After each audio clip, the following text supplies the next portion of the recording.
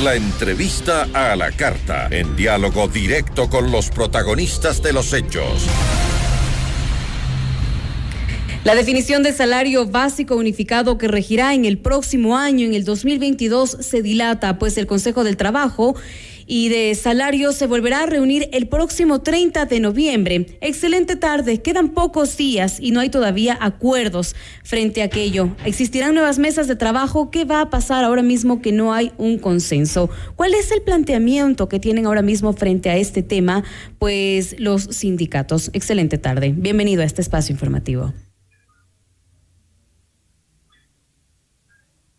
Asambleísta, buenas tardes. Le saluda Carla Arcentales. Quisiera preguntarle cuál es el planteamiento que tienen ahora mismo, pues, los sindicatos frente al salario básico unificado, porque hoy no pudieron llegar hoy a ningún acuerdo. Buenas tardes, Carlita. Un gusto saludarle.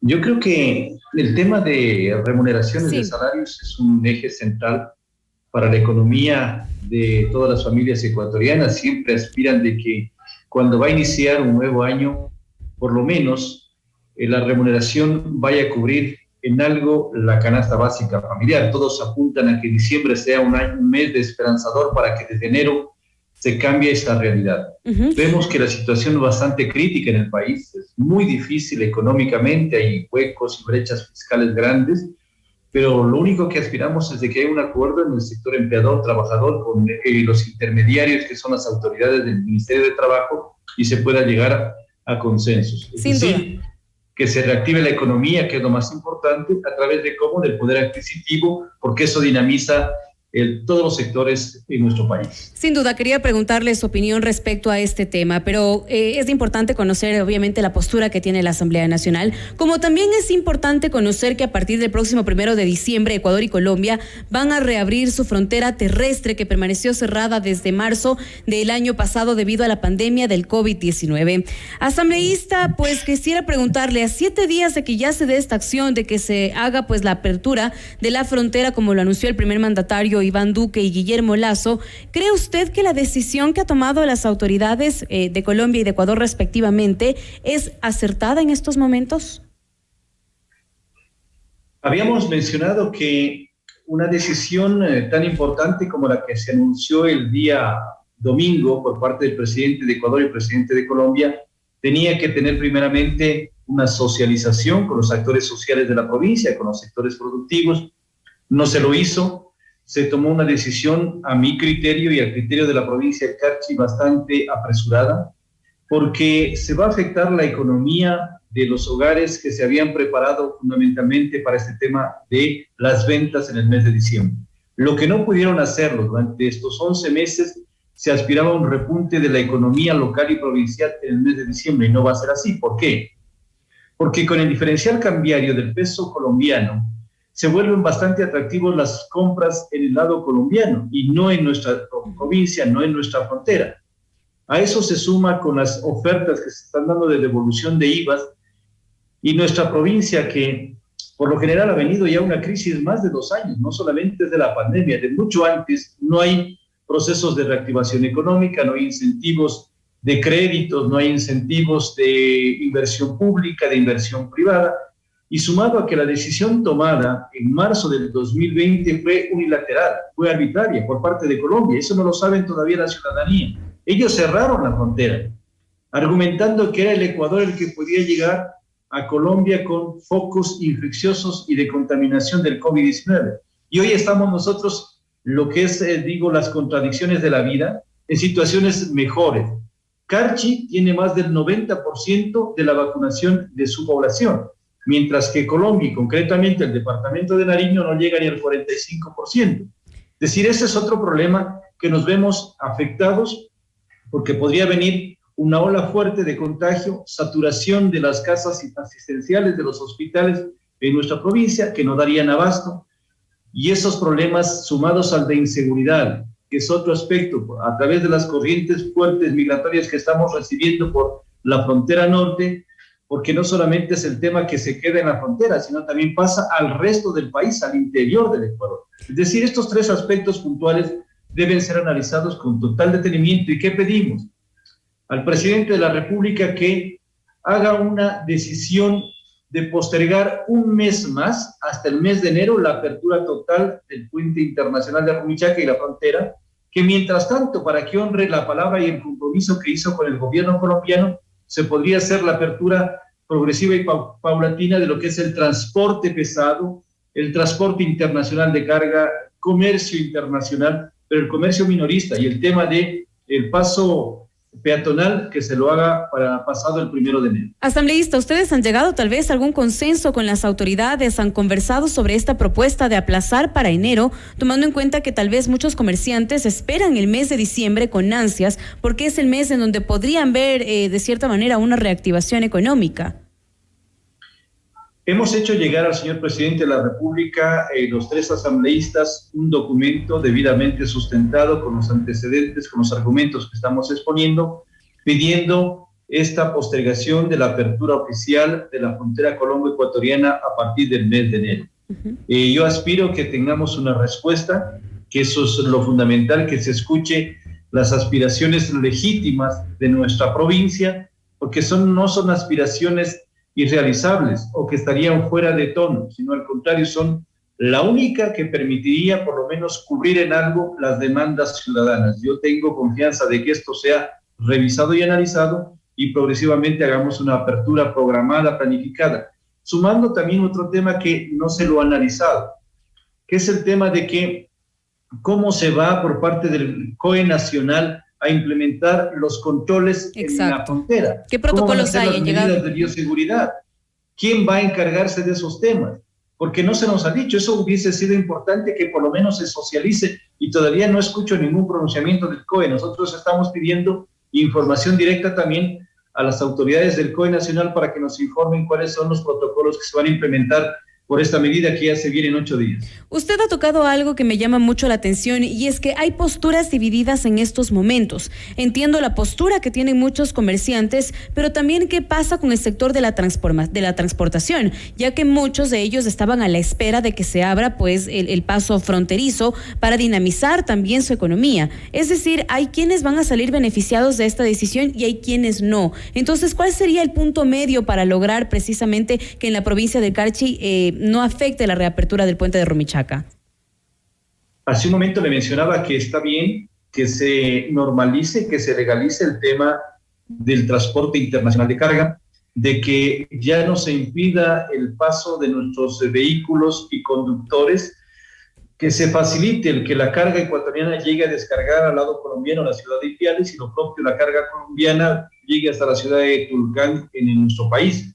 Es decir, con ellos no hay división, al contrario, hay un apoyo total. Nosotros estamos plenamente de acuerdo en que esto se dé. Y es más, que debe conocer el país. En ningún momento se interrumpió el tema de exportaciones e importaciones. Lo que estaba impidiendo es el paso de los conductores de nuestro país. Llegaban al puente de Rumichaca y tenían que entregar sus herramientas de trabajo, sus vehículos a conductores colombianos y cobrándoles cantidades altas en valores económicos. Hoy, con este sistema, van a circular normalmente. Eso estamos respaldando.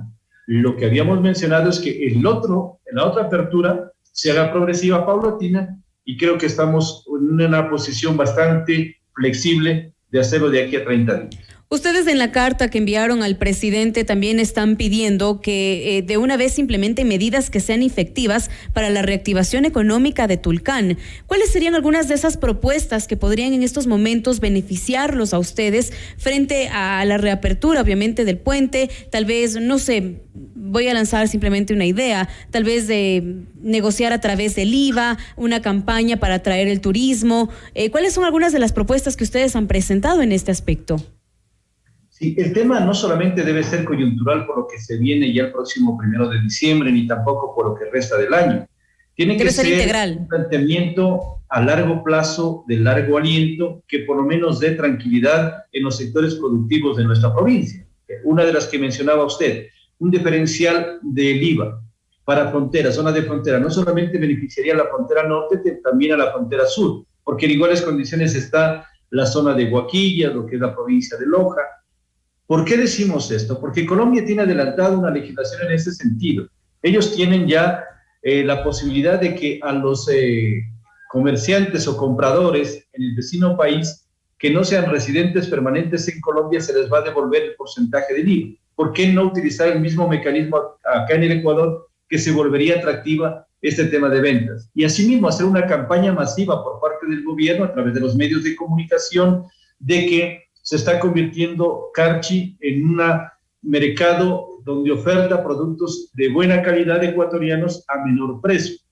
Otro de los aspectos que habíamos mencionado es los incentivos para los sectores productivos, emprendimientos agrícolas, ganaderos. Nuestra provincia tiene una condición que es más del 50% agrícola ganadera y necesita incentivos de créditos a largo plazo con bajos intereses, que se importen directamente productos de fertilizantes, agroquímicos, para que también se incentive otra de las actividades principales de nuestra economía en el norte del país. Es decir, hay mecanismos. Y uno más, está ausente desde el periodo del gobierno anterior la obra pública. La obra pública en todas partes dinamiza la economía, se genera empleo, trabajo. Nosotros tenemos una necesidad importante que la tiene el país, desde luego, pero en la frontera se siente más, que es la falta de generación de empleo.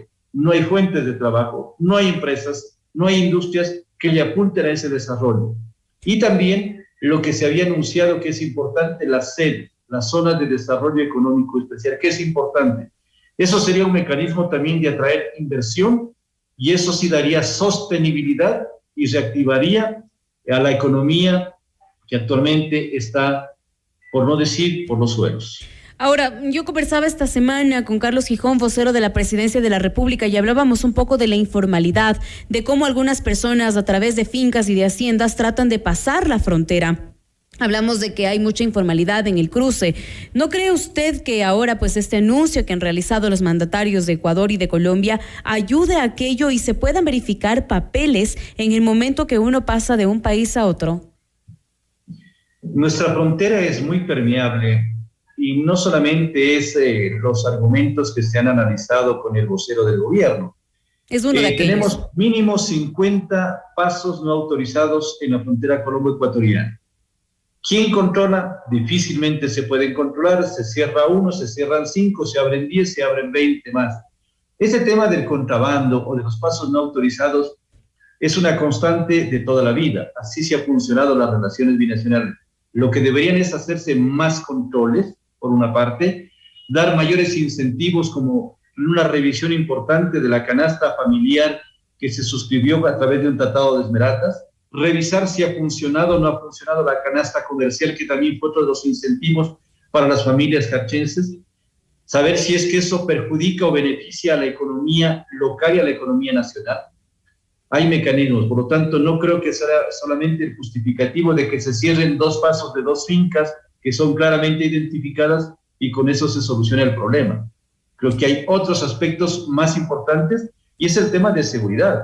Estos días que estamos hablando en el país, que nos hemos alarmado todos de la seguridad de las cárceles, de los problemas de inseguridad, también hay que trasladar la seguridad de los 18 millones de ecuatorianos. Es decir, controlar movimientos migratorios fuertes que pasan por pasos autorizados, regulares y no regulares. Y esos movimientos migratorios sí han afectado la paz, la seguridad de nuestra provincia y del país entero, porque no se exige ni siquiera antecedentes penales, no se exige antecedentes de salvoconductos de cómo está su situación jurisdiccional en cada país, y nuestro país recibe, porque la Constitución dice que garantiza la ciudadanía universal, recibimos a todo el mundo, pero no nos garantiza que tengamos seguridad para nuestros propios conciudadanos. Ahora, ¿hasta cuándo ustedes esperan tener de parte del Ejecutivo una respuesta, tomando en cuenta que faltan 7 días para que esta acción se dé? Porque anunciaron que será la reapertura el próximo 1 de diciembre. Aspiramos de que en estos días el presidente de la República, el equipo de trabajo, de Cancillería, los sectores de producción, de aduanas, del servicio de rentas internas, analicen los planteamientos que estamos haciendo y encontremos una respuesta. Yo tengo confianza de que el presidente de la República tendrá sensibilidad con los habitantes de frontera, porque él es el representante nuestro, es el representante de los ecuatorianos y ecuatorianas, y nosotros formamos parte de las 24 provincias, y hoy más que nunca debemos volver los ojos hacia la frontera norte. A veces como que la frontera no ha merecido tanta atención. La realidad que vive cada provincia al interior del país es muy diferente a la que vivimos en frontera, totalmente diferente. No se puede dar un mismo tratamiento a los pobladores de frontera, y además de que existe una disposición, una norma constitucional, el artículo 249, si no me equivoco, es el que habla precisamente de que se debe dar un tratamiento preferencial a los habitantes de cantones de frontera en todos los niveles, y todavía no encontramos ese tratamiento preferencial. Muchísimas gracias, asambleísta, por su participación y por la información que acaba de brindarnos ahora mismo en este espacio informativo. Esperamos que pronto puedan tener una respuesta de parte del gobierno y asimismo que la decisión final que se llegue a tomar sea en pro de la reactivación económica de todo el país. Esperamos que tenga una excelente tarde. A usted también muchas gracias, un abrazo y éxitos en su gestión periodística. Muchísimas gracias. 13:36. Esto es Notimundo a la Carta, siempre bien informados.